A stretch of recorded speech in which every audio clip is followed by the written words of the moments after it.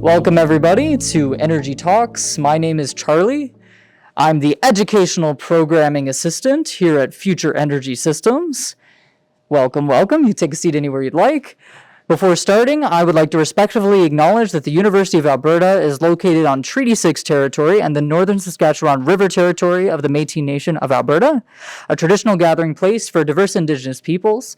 As we explore energy systems, we acknowledge the territories, communities, and peoples that have been essential partners in the research. We are truly grateful to have the opportunity to work, study, and live on this land. So we're part of a group called Future Energy Systems. Could I see maybe a show of hands who's been to an energy talk before? A couple people. All right. Welcome, welcome. Well, a lot of new people today. Have any of the new people heard of Future Energy Systems? Nobody? All right. That's okay. Future Energy Systems is a program at the university. It was launched in 2016. We received $75 million from the federal government. It is from the Government of Canada's first Research Excellence Fund to help Canada transition to a low net carbon economy. We focus on multidisciplinary research that develops the energy technologies of the near future, integrates them into today's infrastructure, and examines possible consequences for our society, economy, and environment. We also contribute to the development of solutions to challenges presented by current energy systems. We have over 100 projects, 150 researchers, and over 900 graduate students, postdoctoral fellows, and highly qualified personnel who are working at the University of Alberta as part of Future Energy Systems projects. Now, in case you walked fast and didn't see the sign on the door, this is being recorded. You can wave to Carlo in the back. So it probably is just going to catch the back of your head, but just so you know, your voice might be on camera and it might get posted to it will get posted to our YouTube channel. So for the video, I wish to remind current and future viewers that the opinions expressed by the speakers are not necessarily those of the Edmonton Public Library, Future Energy Systems, or the University of Alberta. So this energy talk is pretty special. We have 3 speakers tonight, so we'll have lots of knowledge about this very fascinating topic. And I'll go ahead and start by introducing y'all. I'll go ahead and start with Mahdi. Mahdi Shahbakhti is a professor of mechanical engineering at the University of Alberta in Canada and also an adjunct professor of mechanical engineering at Michigan Technological University. He is the director of Energy Mechatronics Laboratory that focuses on research and development, including energy systems, controls, and artificial intelligence. He has led international, national, and Alberta-based research programs for developing innovative technologies with applications in combined heat and power, alternative vehicles, and smart buildings. I'd also like to introduce, do you want to wave? Masood. Masood Hasanabadi is a postdoctoral researcher at the University of Alberta, working in Dr. Mahdi's group since 2023 on the fabrication and testing of solid oxide fuel cells. He earned his PhD in materials science and engineering from Sharif University of Technology in 2018. His work on modifying chemical composition, applying novel coatings, and optimizing designs has contributed to enhancing their mechanical and chemical properties, as well as thermal stability. And last but not least, Dr. Amir Hanifi is a senior science and technology advisor at the Office of Energy Research and DEC at the, I typed up this bio last second, there's a typo, at the Ministry of Energy and Natural Resources Canada, where he is involved in implementing government initiatives to support hydrogen-related technologies. He also holds an adjunct professor position at the University of Alberta, where he supervises several PhD students and postdoctoral students who conduct research on solid oxide fuel cells and electrolyzers. Phew! That's a lot of qualifications, but I'm sure you have a lot to say, so I will not take any more of your time. Pass it over to Mahdi here to get us started. Okay, yeah, thanks, Charlie, for the nice introduction. It's good to be here. It's my first time being actually in this library here, and also it would be my first energy talk, so I should participate more here. So today I will be talking about the hydrogen energy, and in particular I will be talking about the fuel cells. when it comes to the landscape of the hydrogen. Before we go get started, let's see about the audience that we have here. How many of you have worked with hydrogen fuel? Okay, 2 of you have worked on it. Okay. And have any of you worked on fuel cells before? 2 of you. Okay, so hydrogen fuel. Okay, here. Okay, so it's good to know about the background here. So we put here with the help of Dr. Hanifi and Dr. Hasanabadi together. Content is mostly in the beginning, some introductions, and then explaining it, why hydrogen energy matters, and then also talking about what are the opportunities that we see in Canada. And then after that one, dive into the topics of the fuel cell, and then just in particular talking about a type of fuel cell that we develop it at the University of Alberta, and that's the solid oxide fuel cell here. And there we talk about some of the activities that is happening at the University of Alberta, and you're all welcome to come and then see the lab. And then after that one, talking about some of the ongoing projects that we are doing it there with different partners over here. So let's get into the first part, which is, I would say, more introduction and talking about the clean energy cycle that it involves hydrogen. If you look at the hydrogen and then see where are the applications that are well recognized, these are I would say, some of the key applications that it will come to the mind here. Hydrogen, when it comes to the combustion engines or the fuel cells, those can be used for the electricity generation and also can be used for the heat. You can have both heat and electricity there. The other aspect is related to the transportation. I myself, in the lab, we focus on the different applications, not just limited on the combined heat and power. I'm also involved in the province of Alberta and also in the national levels in Canada for assessment a lot of the fuel cell technologies. In particular, for example, for the City of Edmonton buses, we are looking at the hydrogen fuel cell buses in City of Edmonton, ETS, and also the Strathcona County. And also we are looking at the trucks, 64-ton going between Edmonton and Calgary as part of another project here. And also we are working on we are looking at the light duty aspect here. So there's a lot of activities related to the fuel cell vehicles that is going here. So for myself, I would say both combined and heat and power application, that including this, and also the transportation, in particular how hydrogen can be utilized in them here. So this is more related to the energy, but then other applications, you can see it can be used as a feedstock for these different industry here. So industries you listed here. Ammonia can be used for manufacturing of the production of the ammonia, for the chemicals, for the other petrochemicals, glass manufacturing, metal processing, synthetic fuels, and also the food industry. These are other applications that you see for hydrogen. So overall, the application is quite broad, and then there would be always competing technologies in each of these domains to see how hydrogen will come and then compete with those technologies here. When it comes to the production of the hydrogen, you might have seen different names being associated in terms of the color of the hydrogen, which is mostly trying to reflect how the hydrogen has been produced here. So here in this plot, you see here different colors has been mentioned here. Just going briefly over here. The process, if it's based on the gasification, that is using coal, and in that case, the process will include hydrogen and the CO2. This is known as brown hydrogen.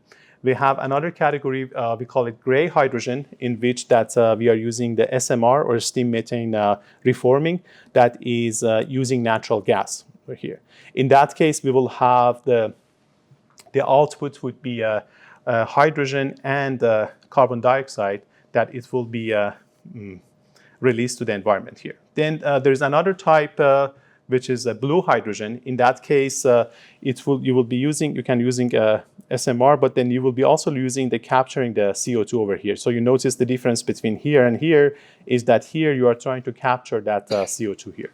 This is known as blue hydrogen, And Alberta is aiming to become a leader for the blue hydrogen. So there's a lot of different projects going on in Alberta in the domain of the blue hydrogen. And then we have turquoise hydrogen, and in that case, it's working based on the pyrolysis, and is basically the source of the fuel would be natural gas, and through pyrolysis, you're going to have hydrogen, and also you will have carbons here, and then you can sell these solid carbons as well. Then the next category is green hydrogen, in which you will be based on the electrolysis. And then what would be the source? In this case, you will need the electricity, and that electricity can come from the renewable electricity sources that you see some examples over here. And then the products would be hydrogen and oxygen here. So this is known as green hydrogen. And then finally, another category is a black hydrogen, in which that is based on the nuclear electricity has become as a source, but then it goes through the electrolysis in order to produce the hydrogen and O2 here. And then because it's using the nuclear power over there, then you're going to have this nuclear waste that you need to properly make sure that it will be taken care of here. So overall, there are different ways to generate hydrogen over here. In Alberta, current focus is a lot about blue hydrogen, and also activities going on the green hydrogen. Moving forward, if you look at the hydrogen in the energy cycle, it can be from the source. The cases that, let's say in this case, we have renewables, electricity that can come from the wind turbine, solar panels, or the power grid, that it can be basically providing this one to the power grid here, and then all the way coming here to the consumers that we see here. So then here you see the arrow as input, and then you see these arrows as the output over here. It can be used for inside the buildings. It can be used on these different transportation applications. Interesting also to notice that there are also the hydrogen-powered I think it was Masood Airbus or the Boeing? Was it Airbus? Yeah. So there are also a small event airplane that they are fueled by hydrogen that they have been running over here. So this is on the transportation side here. And then on the industry, I mentioned earlier that hydrogen can be used as a feedstock.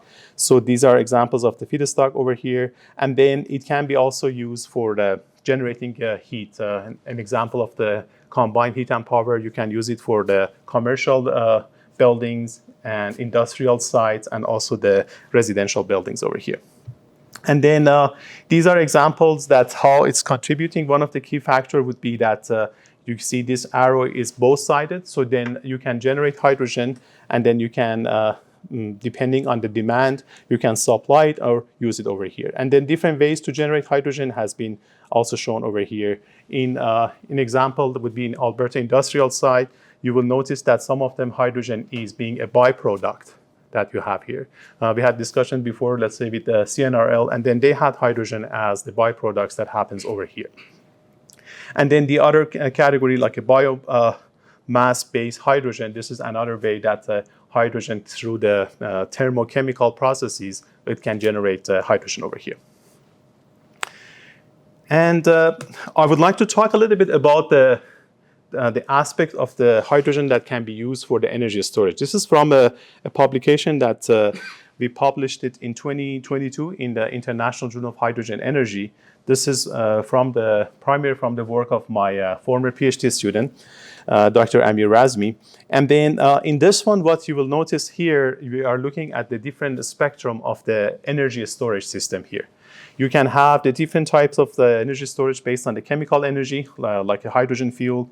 You can have thermal, mechanical, electrical, and electrochemical here. And so this color coding is showing the different types of the energy storage that is possible here. What you see on the x-axis here, we can see the different power rating from 1 kilowatt all the way to 1 gigawatt. And then what you see on the y-axis is related to what would be the discharge time for the rated power. If we go from the fast cases that you see here, for example, for some supercapacitor, all the way to from seconds all the way to the hours over here. You notice that when you are going to the higher power, then batteries will become less and less efficient. So as a result, the case of the hydrogen, it will become much more promising for the cases that you want to have it for much higher power demands that were there. And of course, you can also use it for other cases here, depending on the applications that you would like to have. But then this capability that you can store hydrogen and then you can use it depending on application, it would be a very, I would say, important aspects of these type of energy storage. Let's say, for example, you have a battery, you go and then you buy it. This is a fixed capacity that you have it here. But when it comes for the hydrogen, you can just store it depending of the capacity you have considered in that storage system. You can just generate hydrogen and then being used. So the system will become quite scalable. Whereas for the batteries, it will become more fixed. And then when it also goes to the higher percentage that you would like to store it, then the battery will become less and less efficient over there for the higher scale over here. Here, it's part of the paper that I mentioned to you and published. It's showing you an example. So here, this is an example that we are using hydrogen storage and the fuel cell and electrolyzer as part of the way to support the power grid here. Here, let's say we have two scenarios. One of them is during the peak hours. Typical peak hours for the power grid would be then when everybody is going home and then start to using the electricity. So then that would be one of the peak that usually have, let's say from 7 p.m. to 9 p.m. That would be an example of the peak here. And then you have sometimes that we call it off peak. Let's say from midnight until 5 a.m. Next day, this is the time that we have off peak over here. And then the price of the electricity in many places, it would be depending on the time of the day that you will be using over here, because when there is more demand, it will become more costly over here. So in this, I would say, architecture that we propose, here was the example that you are getting the solar energy from these PTC, which is the parabolic trough collectors here. So then you will collect them, and then you have let's say oils that go in there and they become higher temperature. So this would be the cycle over here that it goes, and that heat will be using over here through a steam ranking cycle. So it goes through this turbine, and then through the turbine, because it's connecting the mechanical output come out of the turbine, and then it goes inside a generator. And then when it goes in the generator, then it will generate electricity over here. And then in this case, we also have the thermoelectric generator, I'm showing it here with TEG. So then in this case, I can generate electricity here. And then what I can do now, I can use this one inside the electrolyzer, and that electrolyzer can generate hydrogen, and that hydrogen can get stored. So let's say during the, depending on when I have the power being available, I can utilize this system to store the hydrogen. And then whenever I see it is more appropriate, I can now pass this hydrogen to the fuel cell. And that fuel cell, if you remembered earlier, I mentioned you can have both heat and power. So then now a fuel cell can generate electricity. Typical efficiency of the fuel cells, you see, it can go like currently 60-65% if you're just looking at the electricity side here. But then if you go looking at the both heat and electricity, then the efficiency will become higher here. So in this example, you can see the concept of hydrogen is serving here as a storage. So we can basically using the electrolyzer to store hydrogen, and then whenever it makes sense, we start using it inside the fuel cell to generate electricity to support the power grid that we have here. So this is an example that I would say is important to keep in mind here. The other aspect that for hydrogen, it can be also serve as an energy carrier. And it's also a path that it can support when we are getting towards the path of the zero emission future here. Because hydrogen, as you know, doesn't have carbon, the fuel. So then it can be used inside the different application, inside the fuel cell, and even if it's used inside the combustion engine, then in that cases, you are not generating any CO2 there. So here you can see the cases that it can, so we have renewables, it can support the grid directly, but then here this electrolyzer pass, as similar to I mentioned earlier, you can store hydrogen, and then in this case, because especially for the grid that it will be relying a lot on the renewables, there would be this situation that the grid can become unstable depending on the demand that you have here. But then if we have enough amounts of hydrogen being stored, you have this excess capacity that the electricity can be generated by the fuel cell to support the power grid over here. So that will help in order to stabilizing the electrical grid over here. So hopefully this will give you a little bit, make you familiar with the landscape of the hydrogen, that how it will fit into the bigger ecosystem over here. With that, I'm going to pass it to Dr. Amir Hanifi, who is going to talk about the hydrogen industry in Canada. Thank you, Mahdi. Okay.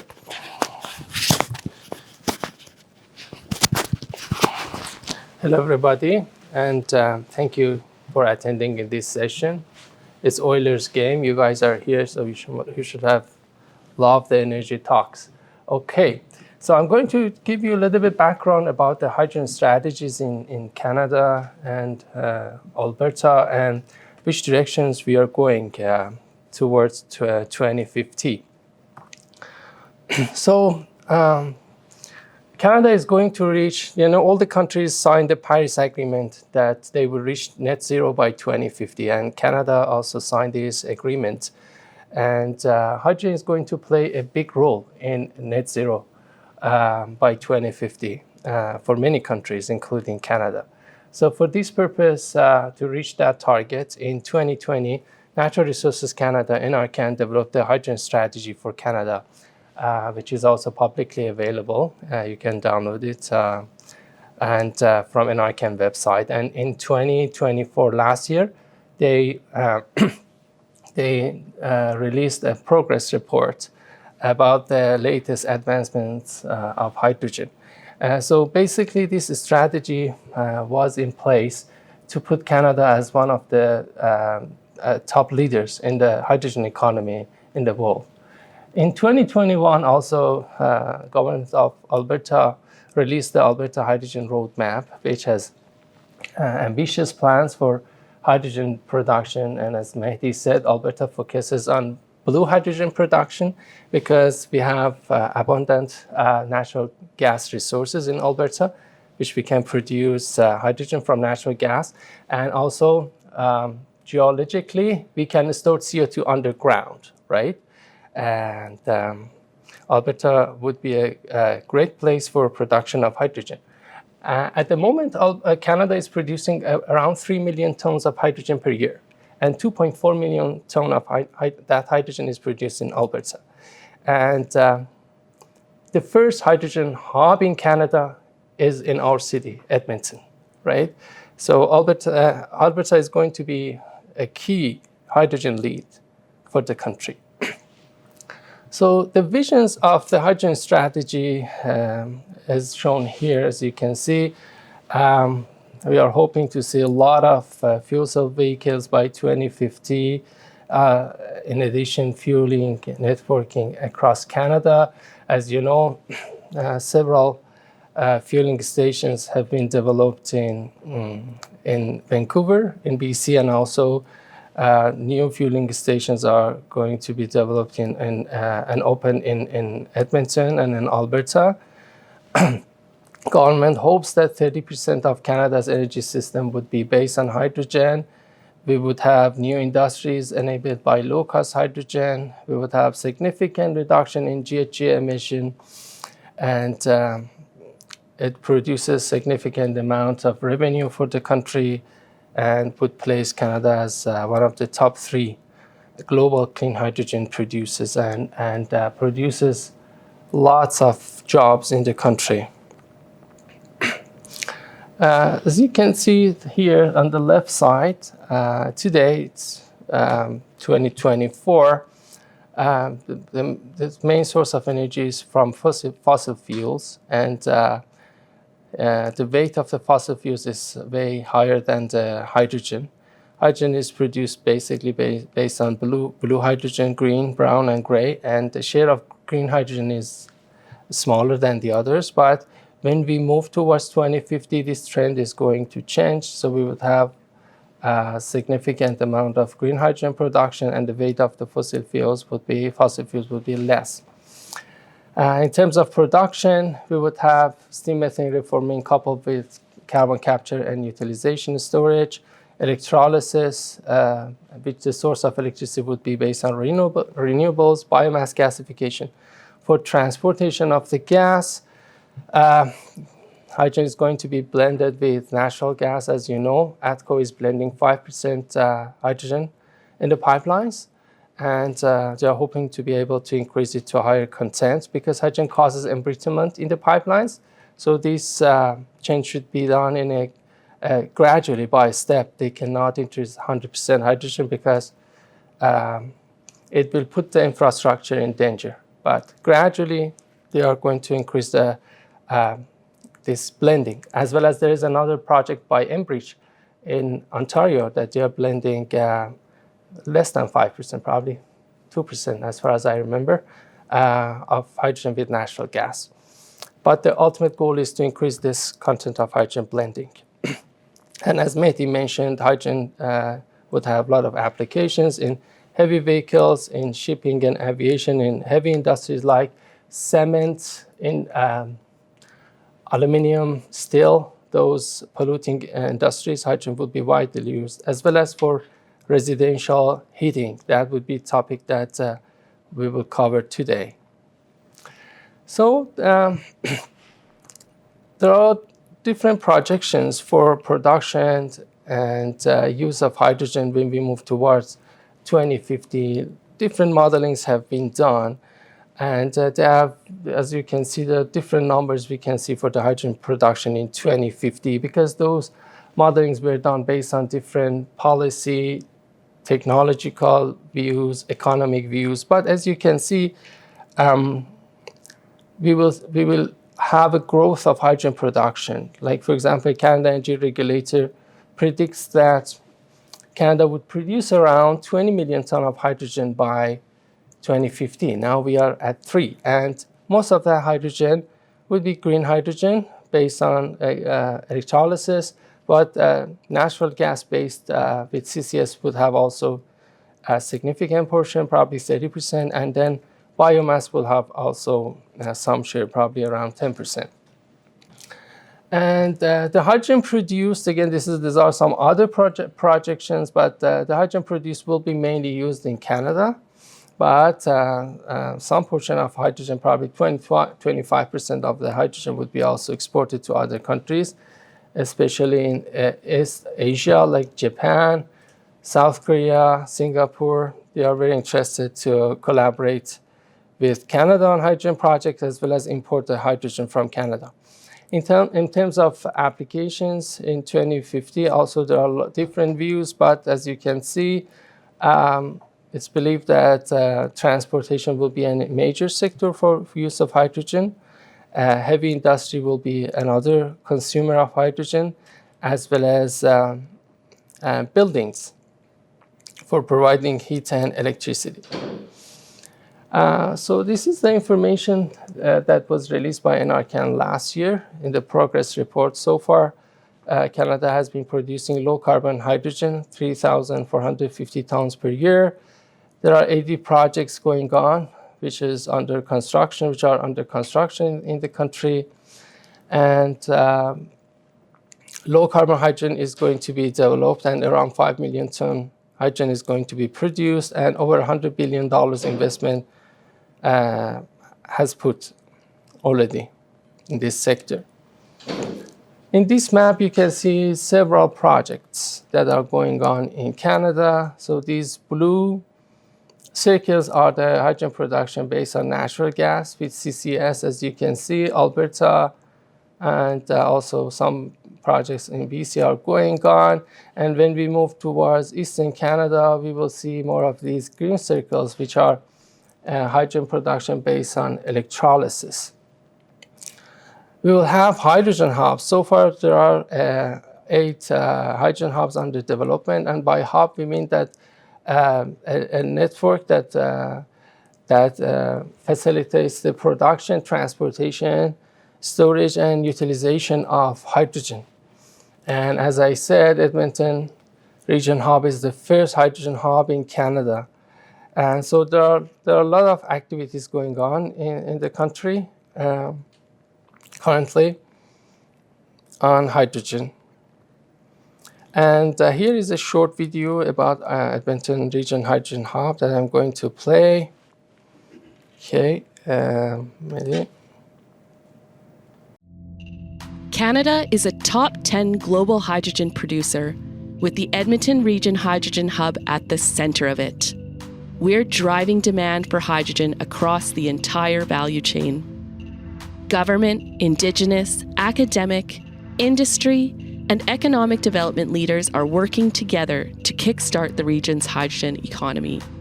We're already producing and consuming more hydrogen than anywhere else in Canada, and we've been doing it for decades. The next sector to transition will be transportation.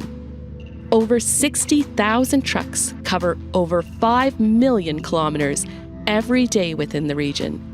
Decarbonizing this sector is critical to reaching net zero goals. Vehicles fueled by hydrogen are already on the road, transporting goods and people across Alberta. We are leading Canada in technology demonstration and deployment. And we're building the infrastructure to support this transition. The world's largest net zero hydrogen energy complex is under construction in the region, providing a major boost to hydrogen production. The Edmonton region has the ideal geology for carbon sequestration, with 2 existing world-scale projects and 6 new CO2 hubs under development. The Edmonton region can produce low-cost, low-carbon hydrogen at a global scale and supply international markets. Join us. Be a part of the global transition. Hello, everybody. I'm Masood. In this part of presentation, I am going to talk about solid oxide fuel cells, how they work, how they are different from other fuel cells, their history, and also the challenges they face. As you know, we can burn hydrogen to produce electricity, but we should do that in 2 steps. One step is converting the chemical energy of hydrogen to mechanical energy, and then mechanical energy to electricity. It means that we have 2 steps of energy conversion that each of them comes with its own losses. But fuel cells can convert this chemical energy of fuel to electricity directly and reduces the losses. In this figure, you can see what is happening inside the fuel cell. The oxygen molecule comes from the right side. At the cathode, they gain electron and break apart to 2 ions. These oxygen ions can travel through the electrolyte to the anode, and there they can react with hydrogen and release electron. You can see that we have releasing electron at the anode and also using electron at the cathode side. It means that we have, because of this electron movement, we have electric current which can use for power electrical devices like that light bulb. Fuel cells are often compared with 2 other technologies. One of them is hydrogen combustion engine, because both of them use hydrogen as a fuel to produce electricity.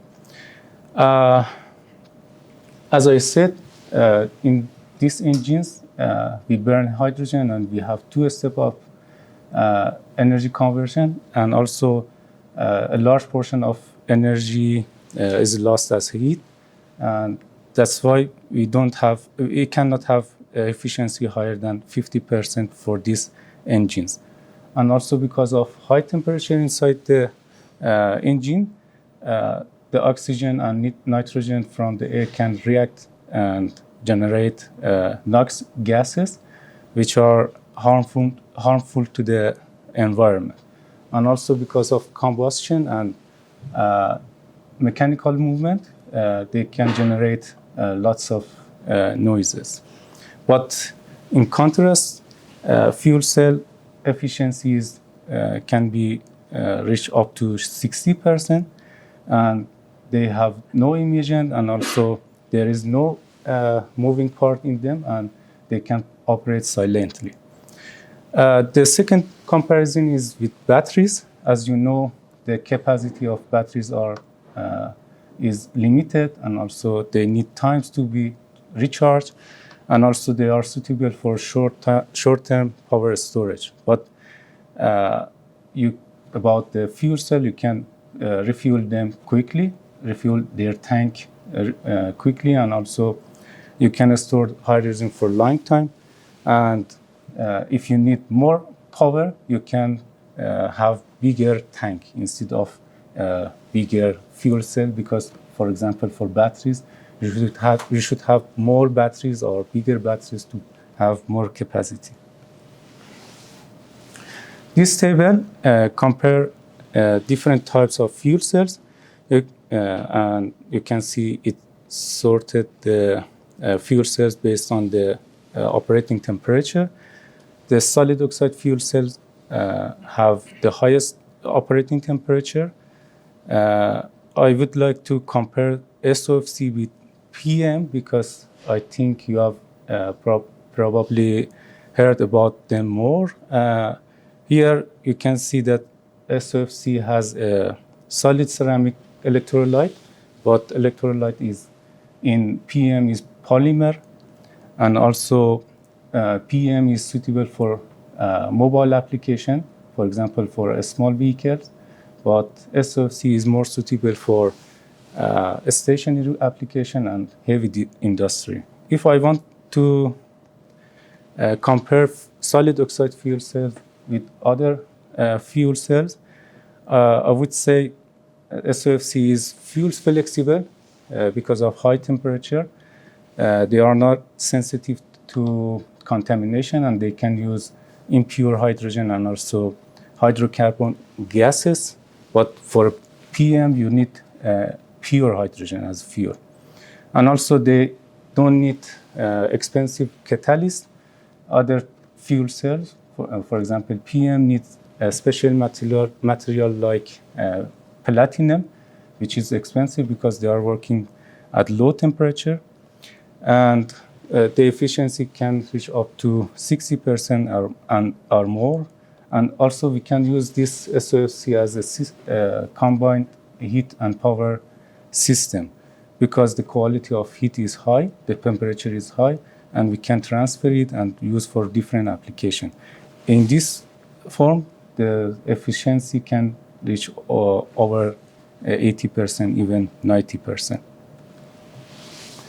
About the history, the first discovery came from NERS, who found that zirconia is ionic conductive at higher temperature, between 600 degrees C and 1000 degrees C. That's why we are using SOFC at higher temperature, because the electrolyte is active at this range of temperature.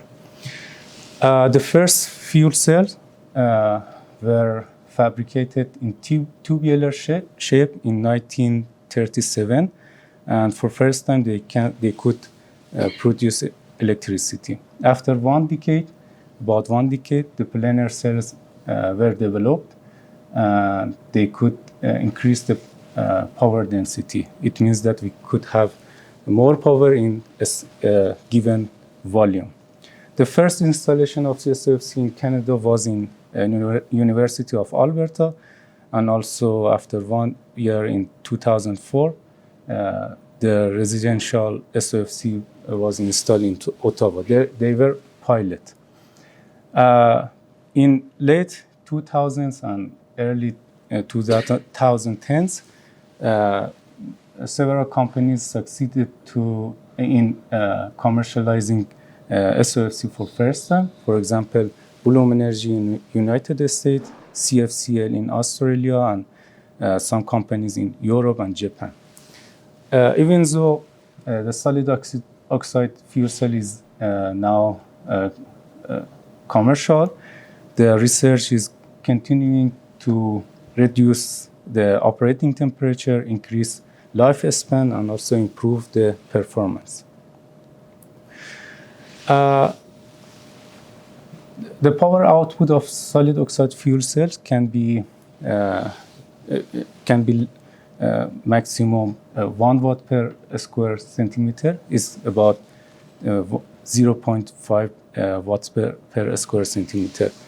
If we need more power, we have two options. One option is increasing the area of cell, which make the manufacturing process more challenging.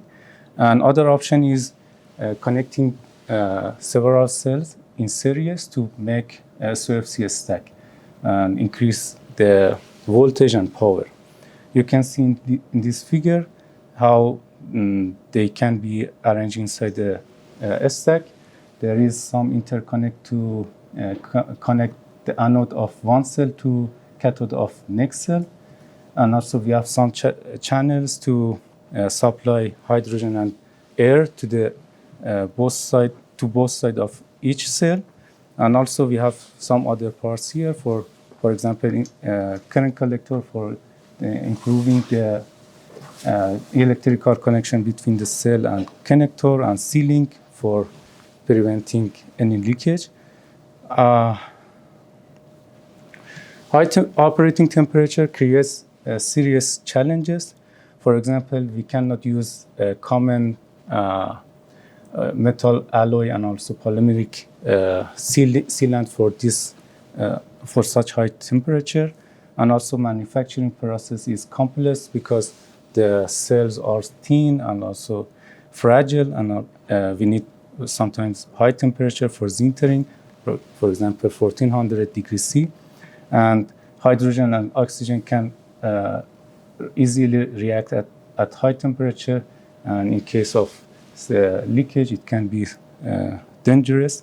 And when the cells are placed inside the stack and inside the furnace, it's difficult to monitor the state of health and also control them. And they need long startup time to reach their operating temperature and become ready for use. Many companies are now working on their commercial SOFC systems. For example, here we have Bulum Energy, one of the biggest and well-known company in the field of SOFC energy. Their server has already been installed for major companies like Walmart, Google, and Apple. This company is leading the world's largest project in field of SOFC system in south of Korea, which can generate 80 megawatts of electricity. This amount of electricity is enough to power about 100 houses. Another good example is Energy Farm in Japan. As a part of a national project, Japan, in collaboration with famous companies like Panasonic and Osaka Gas, has already installed about 400,000 fuel cells for houses to provide heat and power for them. 20% of these fuel cells are SOFC and the rest are PM. Thank you. Thanks, Masood. We are not done yet, so we had more slides, but so what I'm going to do probably be very selective. So Charlie, is it okay to be 5 minutes over, or? Oh yeah, It's okay? should be good. It should be okay, okay. So Okay. keep going. Or I'm going to keep going. I have Yeah. some more slides, but I'm just going to select some of them. Okay, We're not going sounds to good. have enough time to present. I think we have No worries. 20 more minutes. Okay, so a little bit about what's happening at University of Alberta. So here are the team members. So we are very fortunate at the university. We have people with expertise in the material science and engineering. You saw Dr. Amir and Dr. Masood over here. And then we have expert in the thermo-fluid engineering. These are all expertise we needed for the design of the solid oxide fuel cell over here. You see some members over here.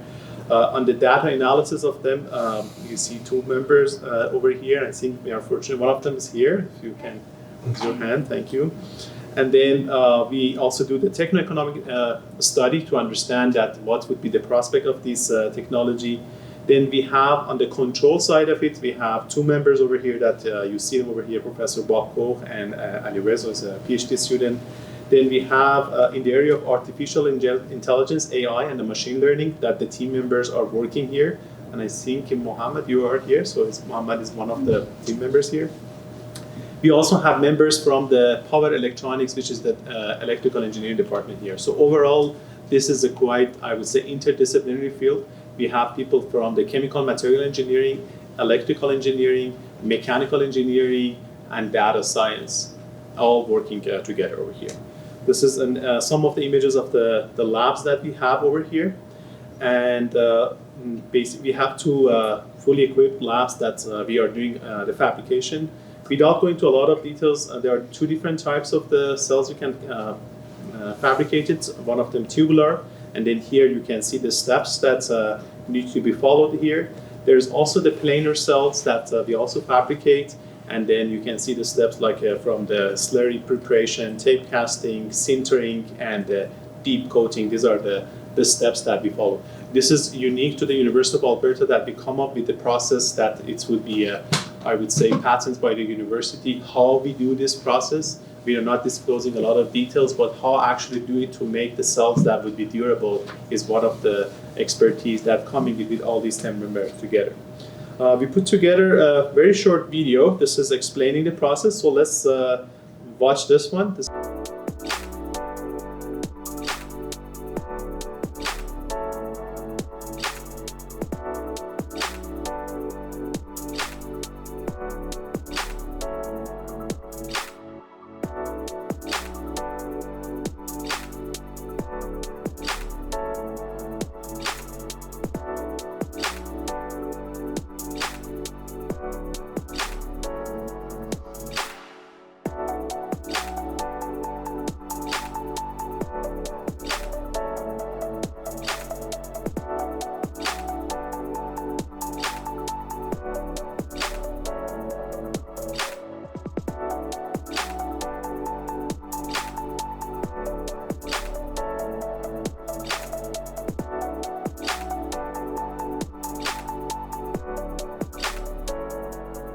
So overall, with this one, we can fabricate the cells. Just give you a sense, you can see that these cells, some of the layers need to be seen as 5 micrometers. So coming with this process. We say one advantage that we have at the university with this big group that we have, we go all the way from the powder, we create the cells, and then we fabricate them in different sizes. Then we put them into the stack, and then we do the testing. So being able to go all the way from the powder to be able to create those cells and then be putting it in the stack and doing the testing is probably, and also being able to do power electronics, control, diagnostics altogether, I would say is probably one of the leading team in Canada and also one of the leading team in the world that having this capability that going all the way from the powder to implementation and then being able to do these like AI-based controlled monitoring and power electronics. I think that would be the asset of here. I was planning to talk about the projects that we have as which is related. I just maybe mentioned just the title.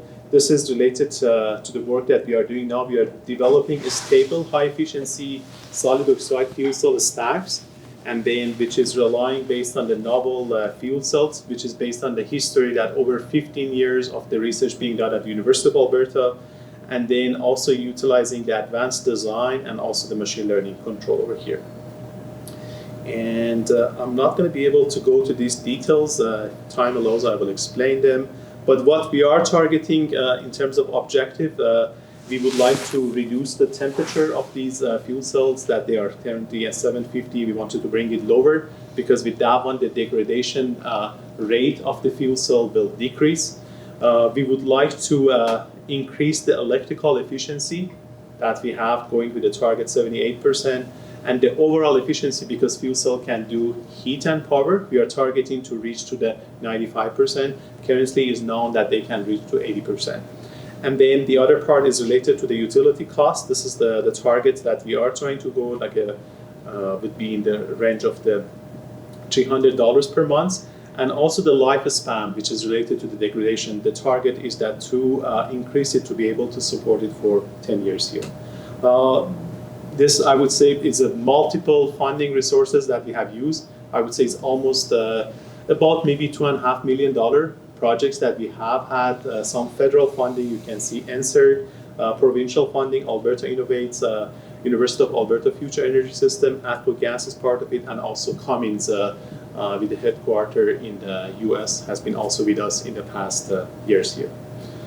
This is related more to the visions that we would like to first, this one will be used hopefully for the 100% hydrogen blended hydrogen community, all the way going to the case that we will go being able to move further to the even the houses that we see, those might be the last section that they will embrace, especially the one that they need to change their system over here. So we're thinking that first for the hydrogen, 100% hydrogen, the fuel community, then net zero communities, and then municipalities, airport, universities, those would be among the early adopters of the technology, and then moving it further here. I had some slides here for what we see the prospects about the commercialization of this technology, but I'm gonna skip these two and come to the last slide, which is the summarizing what we talked today. Hopefully it wasn't overwhelming, but then what we talked today, we started talking about the energy cycle that is including green hydrogen. And we mentioned this can be a change in the paradigm that we are now, because then it can help us to go to the net zero emissions and also making the community more sustainable with the renewables that you use here. But there's a lot of work need to be done, because some of these technology are high cost, and then especially the capital cost, all these need to be coming down here. We mentioned the fuel cell and electrolyzer would be two of the key technologies that would be essential for these cycle to operate efficiently. We talk specifically about solid oxide fuel cell, which is a type of fuel cell that is robust to the fuel variations. And I myself, we do testing of the PEM fuel cells, and also we do SOFC. We have had cases that even when the purity of hydrogen is changing, is not close to 100%, we have issues when we were running with these PEM fuel cells. Even sometimes there's things incoming related to the insurance, that if they become possible to use them. For the SOFC, then you have much more tolerance, and also you can run it with the blend of natural gas and hydrogen. So we're seeing these can help in order to become more transitions toward the cases that it would become 100% hydrogen over here. But there's still a lot need to be done. So that's what we are doing it at the University of Alberta, to try to remove some of those obstacles, and then working with industry partners so then they can bring it to the market here. With that, I'm gonna conclude and then be ready to accept any questions. Thank you. And I put here also these QR code here in case you want to see some of the publications, because the time here was definitely short. We could not go through many topics here. Awesome. Thank you so much, Mahdi. Here, I'll take the mic for just a moment here. Sure. So now is our question period. So all of those burning questions that have been bubbling up inside you, I hope you remember them all. Now is the time to ask them. Usually I'll run around with my microphone so that we'll hear all of your questions for the video, but unfortunately we only have one mic today, so I'm going to leave it with the speaker. If I could maybe just ask our speakers to restate the question when you hear it, so that for the video we'll know what we're answering. And I'll pass the mic back to you. Sounds good. Okay, go ahead, please. I just wanted to ask why, like, there's a distinction between black and green hydrogen if it's electrolysis at the end of the day. Okay, so maybe the question is related to what's the difference between maybe I can go actually to this slide so then it can be more specific for the discussions. So this one. So here we have black hydrogen that is relying on electrolysis here. And then here you wanted to compare basically black versus green. That would be here. So the question is that what's the main difference at the end of the... Why would there be a distinction since it's just converting electricity to hydrogen and oxygen, right? Like, you could use the electrolysis that you first originally built for black hydrogen to then, once you get enough green power, you could power it with solar panels instead later on, right? So why would there be a distinction, kind of? Oh, I think the main difference here you see is the nuclear waste. That would be here. And then also we had this discussion sometimes we should not be worried too much with the color. This is just more distinction. I would say if you have a good plan for the nuclear waste, then in terms of if you're looking at it, both they are using electricity in order to generate hydrogen, H2 plus O2 here. It's basically providing the electricity that we needed for electrolysis. Here. And Oh, go ahead. Yeah, with the second one. also, I wanted to ask, what about the efficiency of the electrolysis process in itself? I don't think you talked about that. You mean, so the question is that what's the efficiency of the electrolysis process?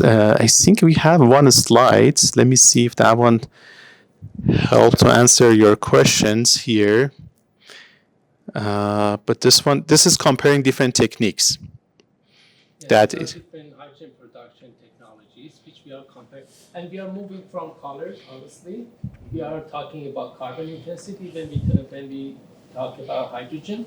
For example, as you can see here, the electrolysis plus renewable will give you the lowest carbon, the cleanest hydrogen, the lowest carbon intensity belongs to electrolysis plus renewables. SMR is the hydrogen that we are producing today. CO2 is released, okay? So when we have SMR plus CCS, then we capture that CO2, put it underground. That blue rectangle you can see. So you can see that when we add the CCS component, the carbon intensity reduces. And Pyrolysis is a new hydrogen production technology that is developing in Alberta and BC. It doesn't produce any CO2. It is hydrogen plus solid carbon. And that one has also low carbon intensity. So we are really moving from colors of blue and gray and yeah. So you better work with these numbers. But at the same time, here we have the hydrogen production cost. So electrolysis is the cleanest, but the cost is really, really high because renewable is expensive. So that's why government is trying to give tax incentives to lower the cost of such hydrogen. SMR causes a lot of emission, but it is the cheapest. But when you add the CCS component, the intensity reduces the carbon intensity, but the price goes a little bit high. And yeah, so we aim to reduce the cost of hydrogen as much as possible because the lower the cost of hydrogen, then the hydrogen economy can expand, right? If hydrogen is expensive, nobody wants to use it. Mm-hmm. And maybe I can also rephrase your question because you were asking about what's the efficiency of them. So we have solid oxide fuel cell. Is a fuel cell. The reverse would be it can serve as an electrolyzer over here. So the efficiency for the fuel cell side, we mentioned that it can go to 60-65%. And on the reverse side, what's the typical efficiency? I think it's similar, probably 50-60%. 50-60% it can go here. So then that's become also part of the design to design it such that to go and the reverse direction, both the efficiency will be as high as possible. Yeah. You're welcome. Yeah. So I want to ask a question about the solid oxide fuel cell. Fuel cells. Yeah, what's the feedback from the early cases from the commercialization, and also what would be the key factors for it to be commercially successful at a broader scale? I'm going to repeat the question. So the question is that for a solid oxide fuel cell, let's call it SOFC. So the question is that for the SOFC, what are the obstacles in order to have the mass commercializations of this technology, especially when we want to go at the larger scale over here? And there was one slide I mentioned, I think Masood maybe can answer that one, but I can also bring the one that mentioned about the challenges that might be relevant to you. Yeah, if you want to explain. I would say because of high temperature, we need a special material, special challenges, and this make the energy expensive now. And we are trying to decrease the temperature and develop new material and new design to decrease the price of energy that produced with this SOFC. You can see here, most challenges are from high temperature high operating temperature. Stability is the most important thing. What you make should be stable. It should have low degradation rate. And based on the US Department of Energy, it should have, let's say, in 1,000 hours, it would have probably about 0.2% degradation to be able to commercialize it. And we hope to have a SOFC stacks that can last for 10 years, right? Then if they last for 10 years, then it would be economical. If it is less, then it would be difficult to justify. So that's the main purpose of our research at the university, to lower the degradation rate and make these as fuel cell stacks really stable. They should have lower power degradation over their lifetime. So that's the main challenge that many people, including us, are working on that.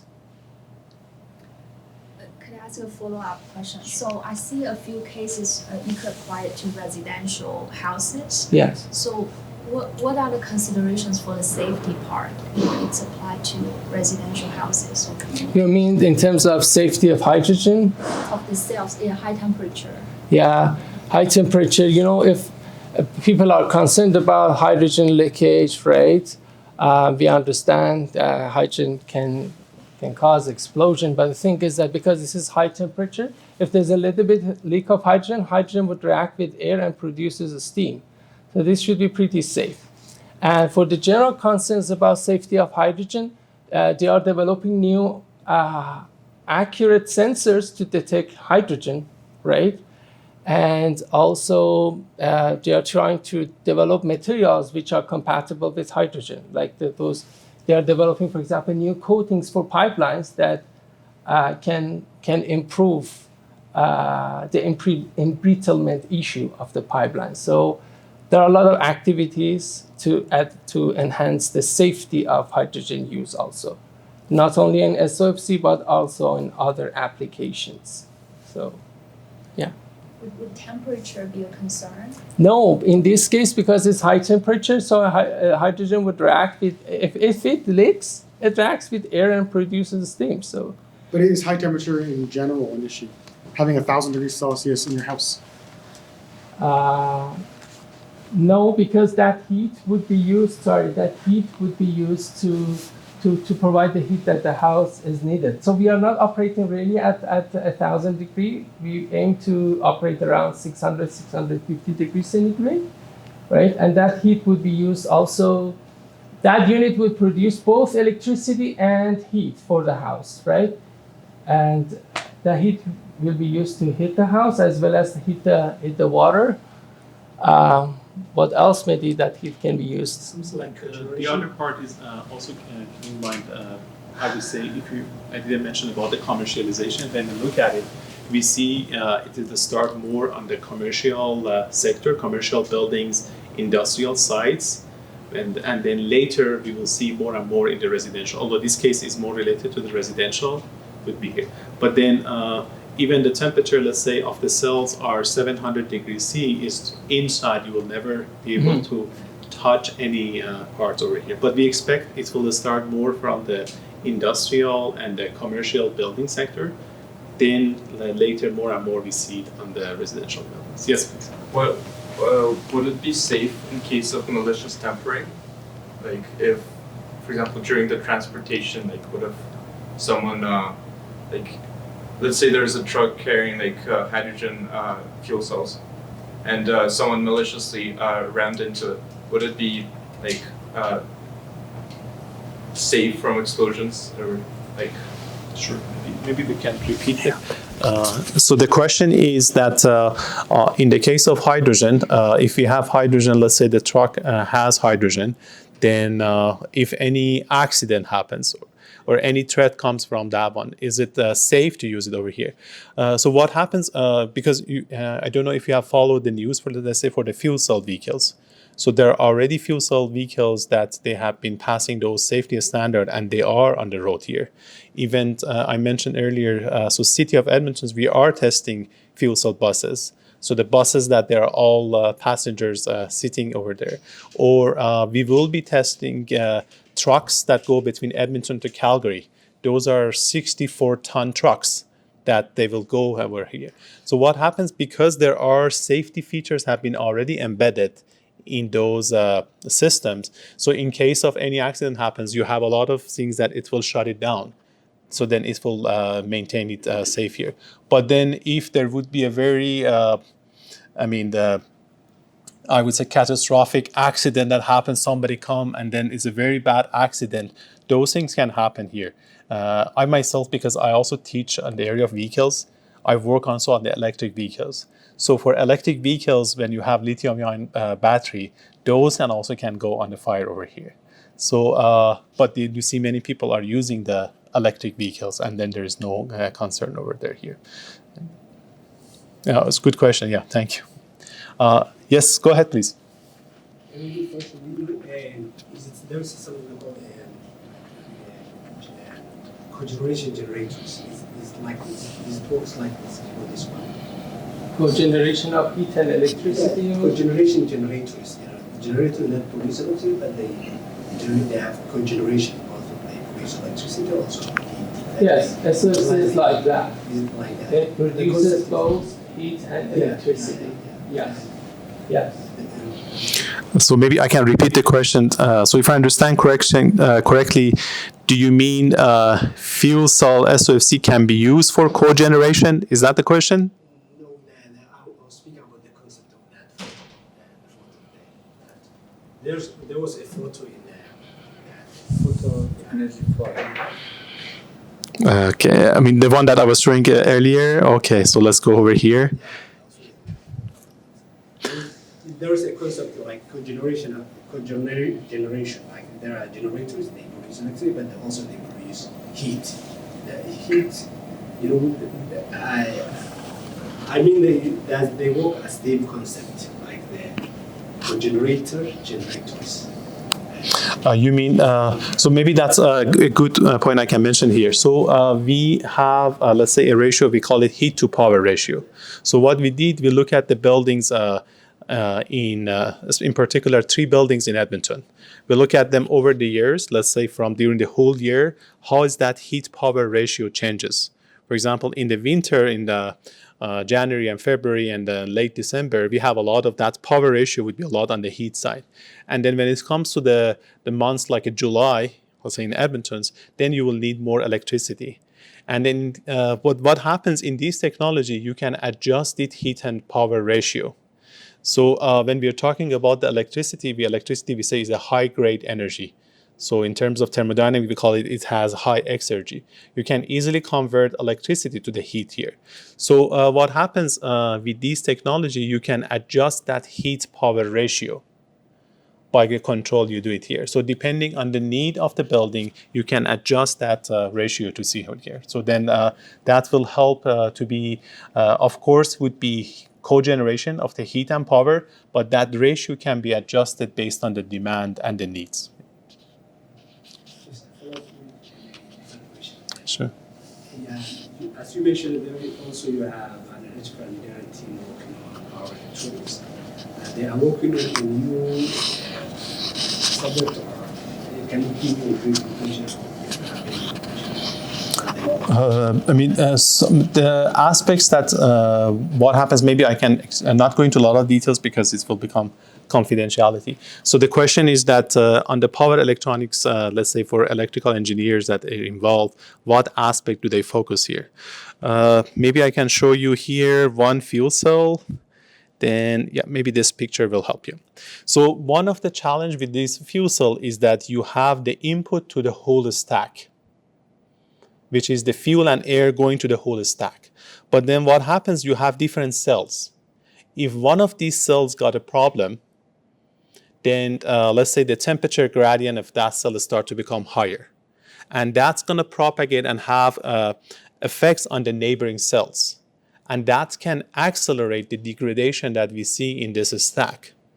So one of the limitations that we have in this stack is that you don't know exactly what's happening to each individual cells.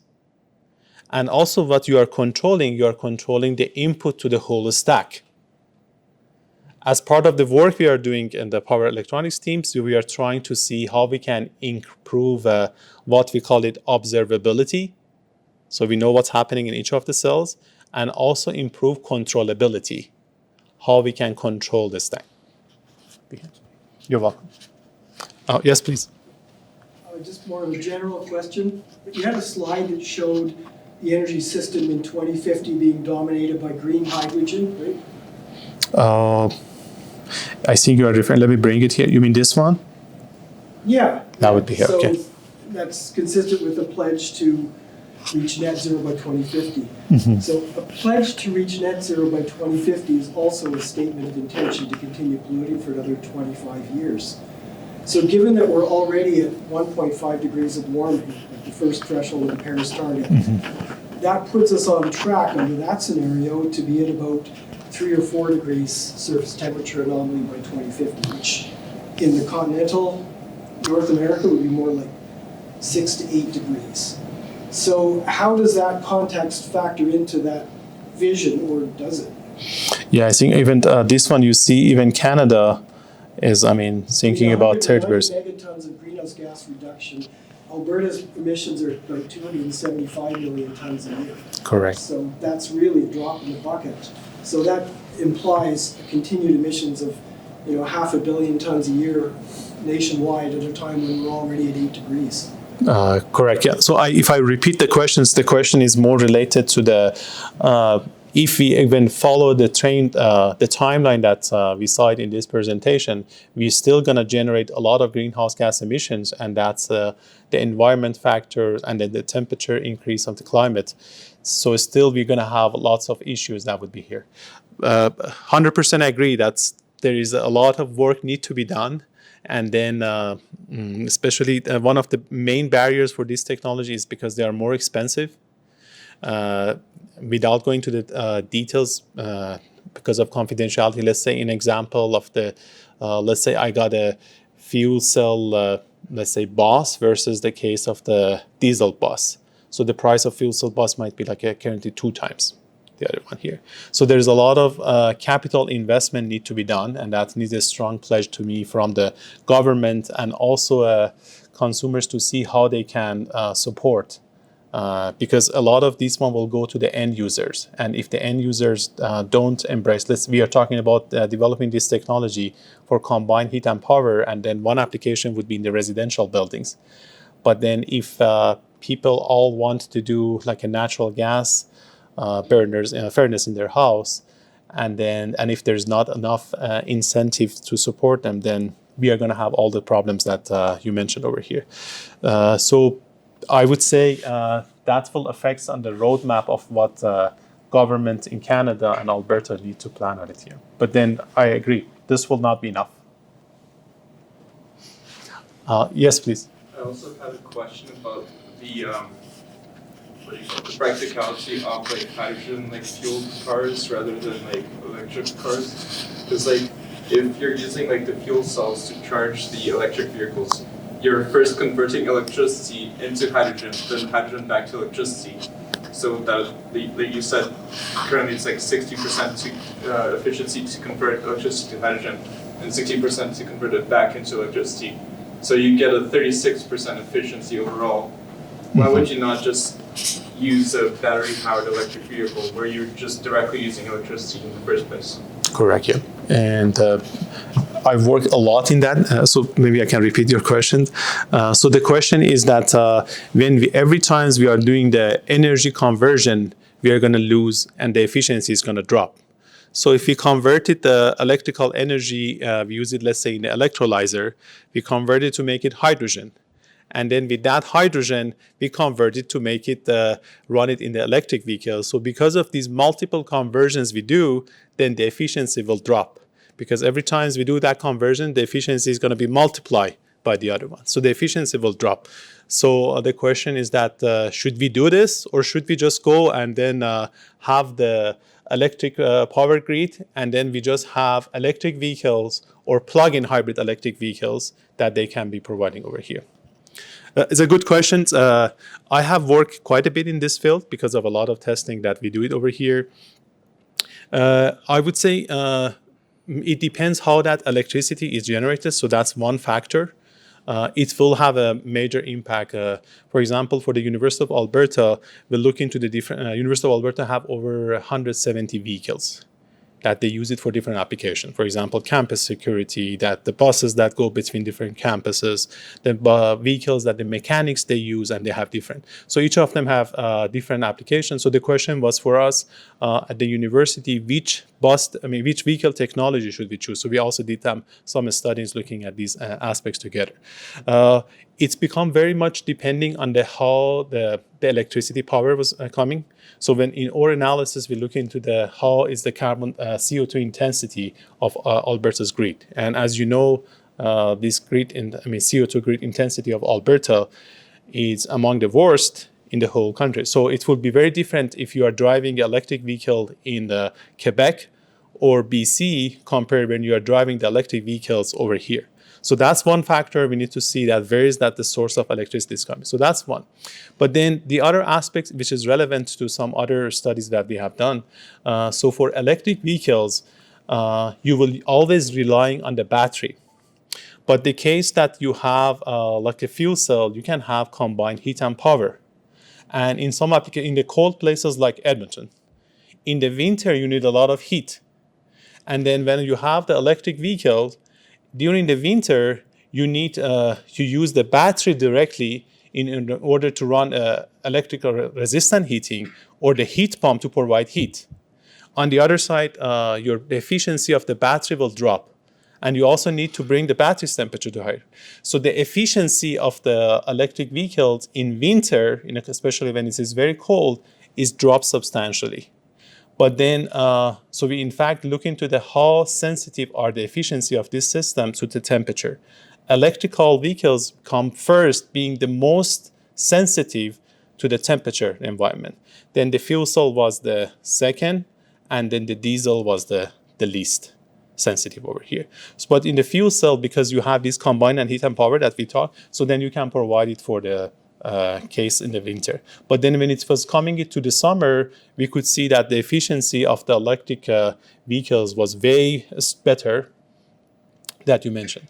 And because I work a lot in this area, I can go on and on. The other aspect is that also for it depends how hydrogen has been produced. That's also another source here. But then in some other cases, it depends also what path is used. If you use hydrogen to run the fuel cell to generate electricity, now goes to the battery and then goes to the electric motor to the wheels, or the other option is that directly goes to the electric motor when it's generating the electricity there. So these all also will have an impact. You have like a series hybrid. You can have other types of hybrid vehicles that have an impact here. So the short answer would be that it depends on where is the source of how the source of hydrogen has been generated, how electricity has been generated, and then what would be the climate conditions to see what application will make most sense. Can I add something? Okay, yeah, Masood wants to add more. Would you bring that color of hydrogen? Yeah, I have a question for you. Look at these colors. Our target is this hydrogen. Other colors, other hydrogen are for providing infrastructure for this. For example, are you using all energy that is coming from sun? Are you using all energy that you can bring from the winds, from the waves, from the dome? No, you cannot. But if you want to use all of them, you should have a technology to store them. How you can store this energy that can come from sun, wind, and other renewable energy. This fuel cell and electrolyzer is a technology for storing energy. And other hydrogen are just for transition from this to this one, because we don't have infrastructure, because we don't have a charge station. For example, if for example, you have a fuel cell car and you don't have a station to refuel the tank, but you should have this infrastructure. Then you can have a fuel cell car for cheaper price and also other things. The final target is this. Okay. So I just was wondering, what's the advantage of nuclear power, compared to the fuel cell? Why not just use the nuclear power? Because we don't need the storage for it, and we can get rid of all of these conversions that we need to have, and reducing the efficiency. Because the nuclear power probably have some risk and dangers. And also I know the hydrogen also has some problems with like explosion, Yeah, there was a seminar for nuclear energy several weeks ago. You need to repeat the question. Yeah. I myself didn't get it. Yeah, you can. I didn't get the question. So Yeah, Hamid is asking that when we can use other kind of hydrogen, why we are choosing nuclear energy. The diversity in energy source is the key of sustainability. We should have diverse energy sources. Yeah, you are right. This nuclear waste is dangerous because we cannot disappear them for a long time, but they are important. We should use many kind of energies. Otherwise, for example, if we use just batteries, we need lots of lithium. We cannot supply all lithium for all application. Because of that, we need all kind of energy sources. And renewable is not always available, right? Sometimes it's not sunny, you will not get enough solar power. It may not be windy. So that's why we need diverse pathways. As well as for hydrogen production, when we move towards 2050, that's the dream, to have everything based on electrolysis. This may not be possible, but we have set it like a ambitious target to produce significant amount of hydrogen based on electrolysis. But the analysis and modelings work still show that natural gas-based hydrogen production would be significant. Who knows? These are projections, but probably that hydrogen production based on natural gas would have even more role than electrolysis, right? So we have a combination of pathways for production of hydrogen. Okay, yeah. And then Alberta would lead on hydrogen based on natural gas. Go ahead. Yes, you can ask the questions. Yeah, I want to ask more about the capacity of the SOFC compared to the electric.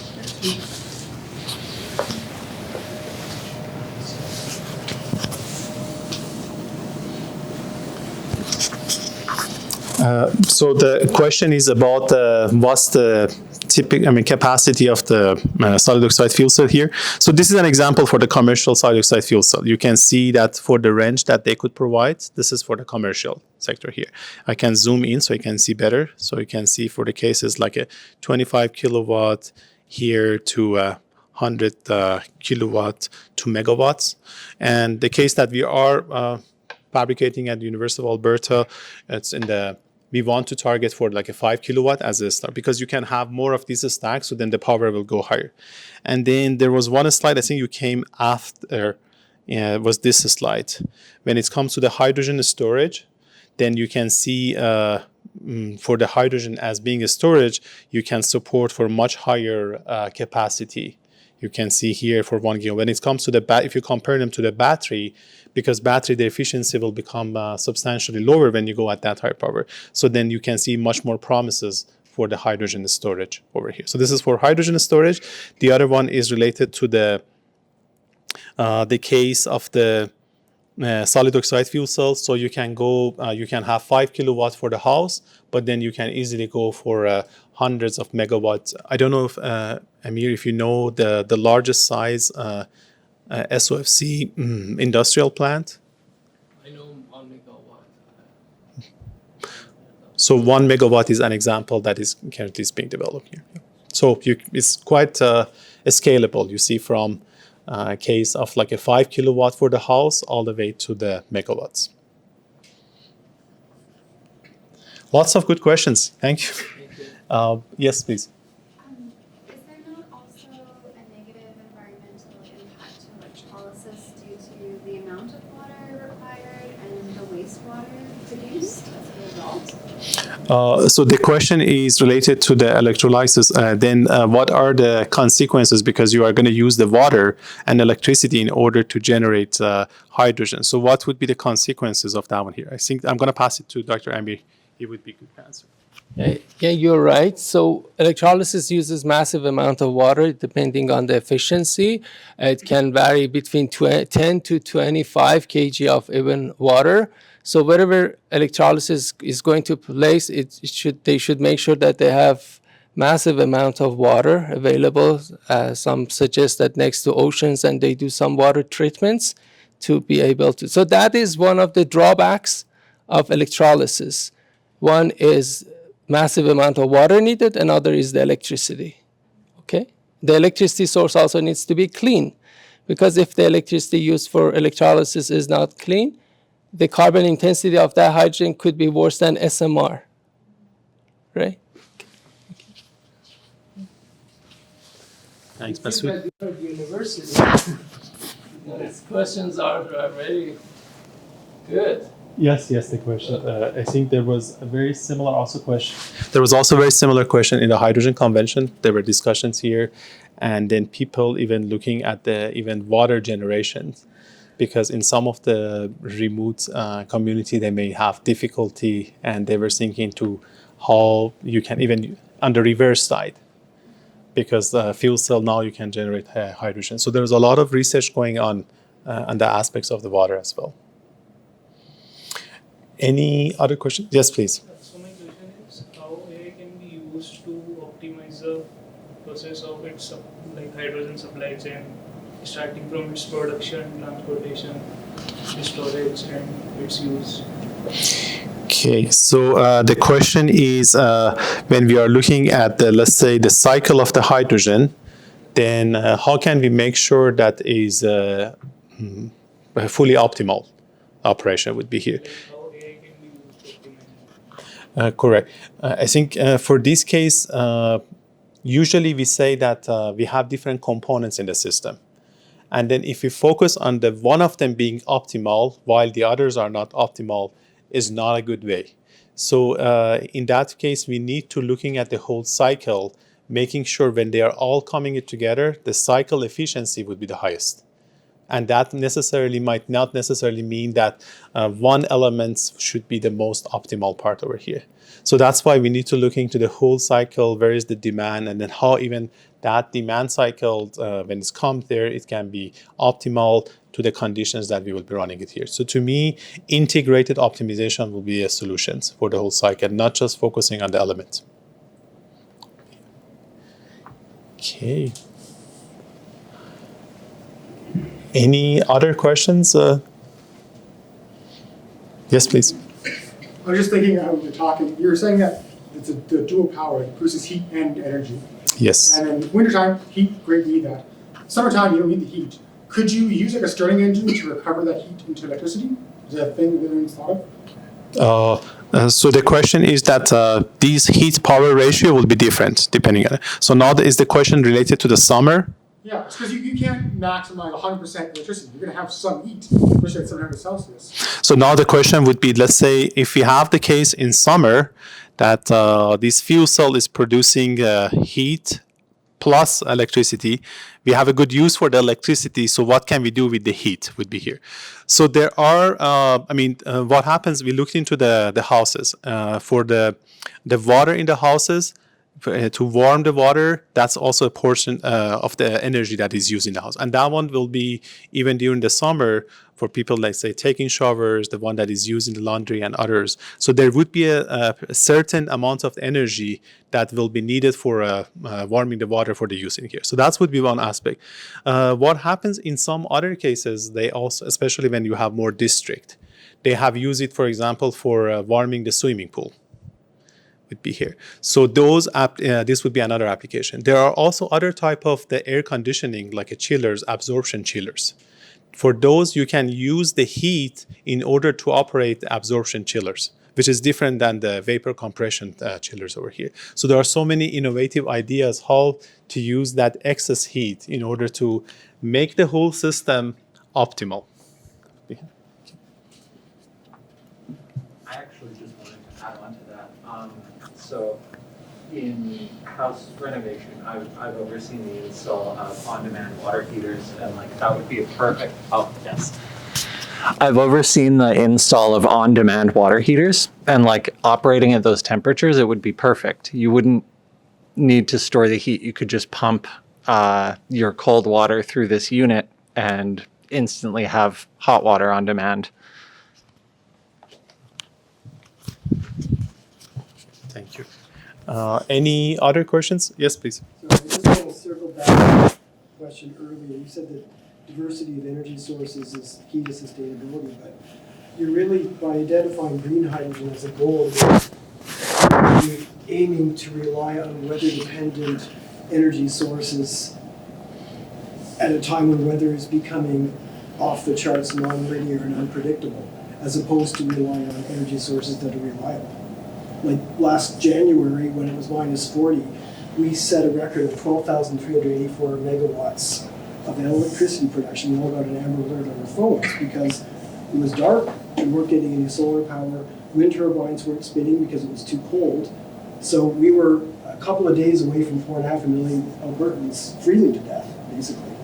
So I'm really baffled by wanting to rely on the only two energy sources that actually require storage and don't have intrinsic storage and are weather dependent, given the climate context.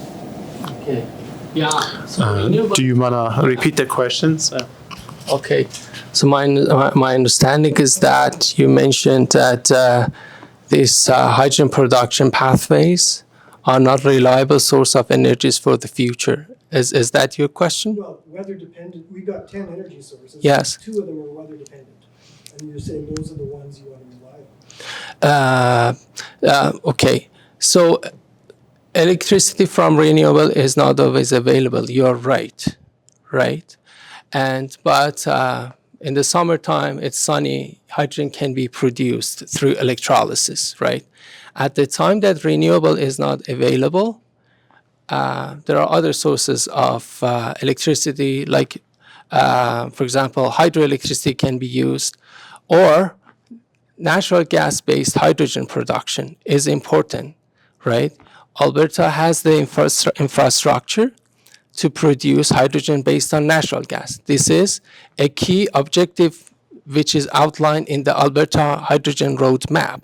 Blue hydrogen, because we have the infrastructure, we have the oil and gas infrastructure in Alberta, and hydrogen is going to piggyback on the oil and gas infrastructure. We have massive amount of natural gas.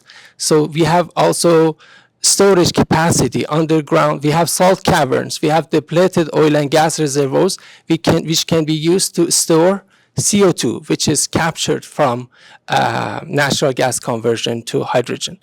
So we have to try different pathways.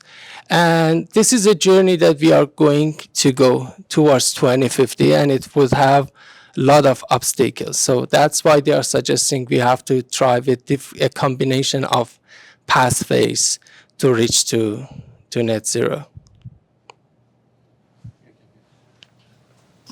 So for the same reason that you mentioned, so when we wanted to write the proposal, we exactly refer to that event. Because if you have hydrogen, and then you have this capability of have the storage of the hydrogen, so if the grid is going to be not able to handle because of electricity, now you have hydrogen. And then if you have fuel cells in the houses or some cluster of the houses, now the fuel cell can kick in and use the hydrogen, generate electricity, so then we will not freeze to death. So, I mean, this diversity, I would say, would be the key. But then hydrogen have this flexibility. If you remember the earlier I mentioned here, you see, this is related because it has, it can support much higher compared to the case of the battery. Good questions. Thank you. Yes, please. Yeah, what's the outlook on the regulation of hydrogen and this SOFC?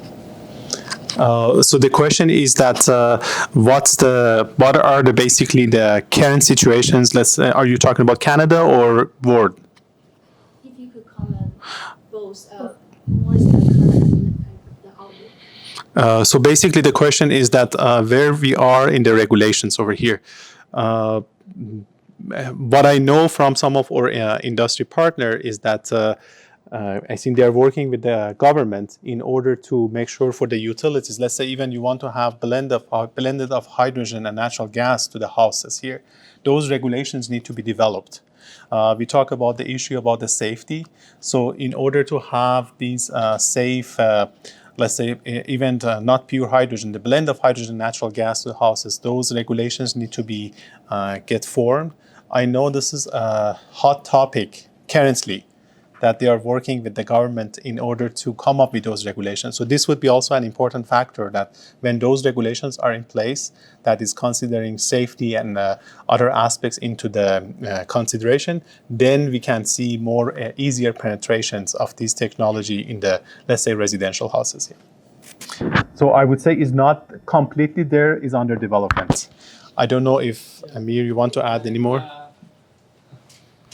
Not only about SOFC, because hydrogen is a new topic, there are lots of codes and standards under development that they require research and development for use of hydrogen. For example, for hydrogen blending with natural gas and its impact on the pipeline, and also use of hydrogen in the buildings. There are codes and standards that are going to be updated, and scientists are working hard in the federal labs and universities on these topics. So it's a work that is under development. So yeah, you mentioned that's the blended hydrogen, but how about the fuel cells?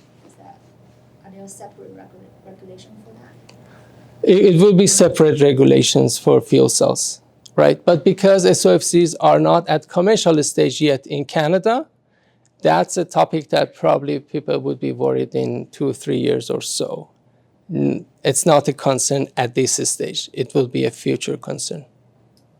I think one aspect for the fuel cell is that because let's say if you have excess electricity, because with the fuel cell, you generate electricity and heat. Let's say you use it inside the house. But then if your electricity is beyond your use, then whether you have a battery in the house to use it, or the other one is that you want to sell your electricity to the power grid. So then it will become to the utilities whether will they accept, can you have transactive energy with them, would be here. And so that will be also related to how the utilities and also the governments are working in that domain as well here. But then if you have the fuel cell in the house, you have enough uses of the heat and also enough usage of the electricity, then it should be much less an issue because then you are using the all inside here. Or if it goes beyond certain capacity, then you use other sources. So you mentioned a few commercial cases. Are they exempt from regulation? So They are not in Canada, they are in the US. Probably they have developed some regulations in the US. Like in Japan, this is in Japan, yes.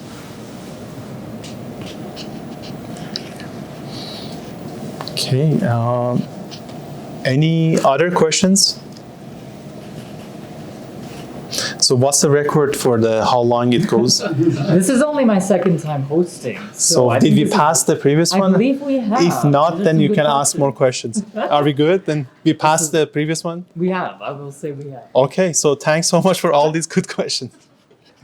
Yeah, so we do technically have 20 minutes left until the library closes. So if you just thought of another great one, feel free to pop your hand up. For those of you who do need to head out, I just want to point out a few things. First of all, I want to advertise our next energy talk, which will be on June 18th. Mighty Microbes, a bacterial perspective on mitigating climate change. Oh, and I see this will be our last talk of the summer. Sad. So if you want to make it, make sure you get here on June 18th.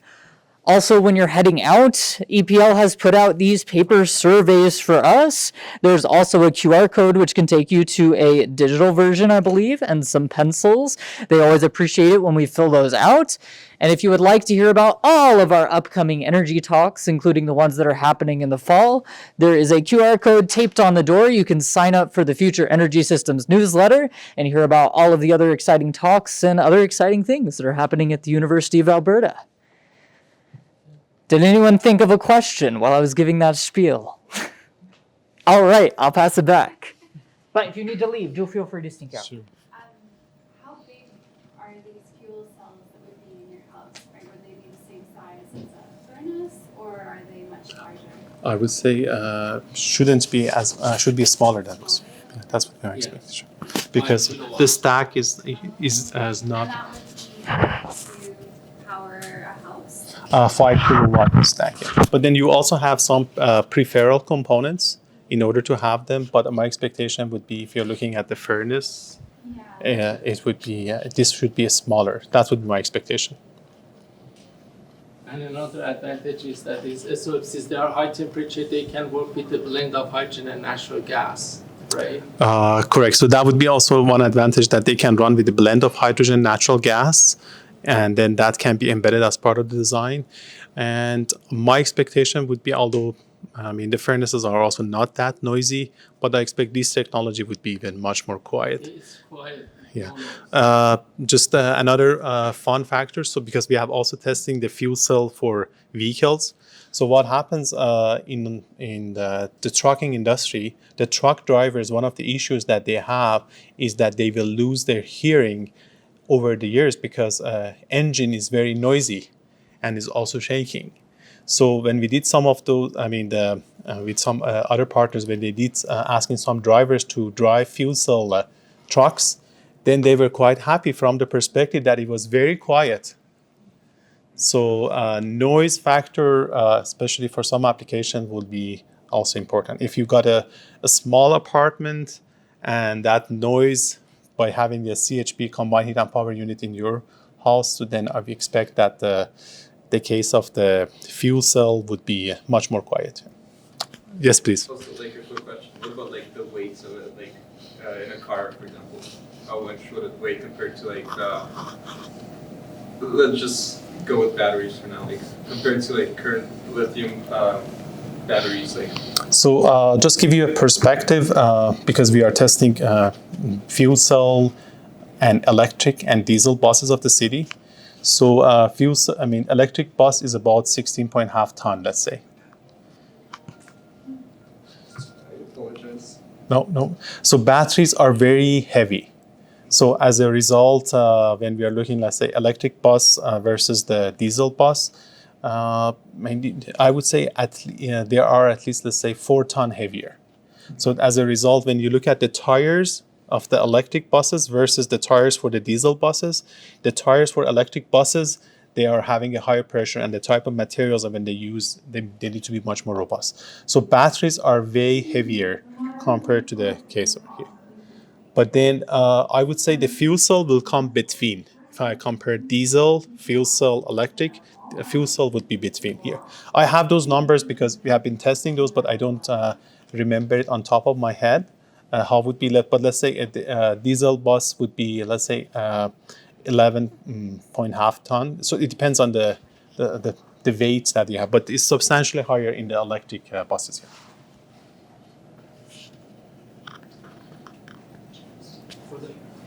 Smoother. For the application, maybe from an electrical engineering perspective, maybe is it possible to that it takes the standby generator? There's possibility this technology takes that generators or backup generators. Instead of using the backup generator, we use this fuel cell. Why not? So the question is that can we use this technology as a standby generator? Of course, yeah. Because I also work on diesel engines.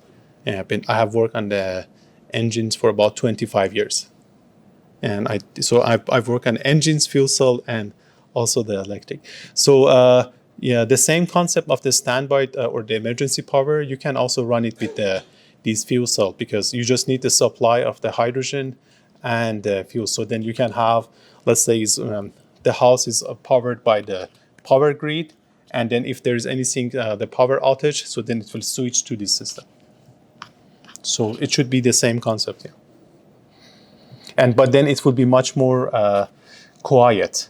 I have seen that, I have tested also the diesel generators. Those are very noisy. And for hospital, and also the emissions that comes from them for the diesel generator. Because sometimes for this generator, the emission standard for the automotive application is much higher.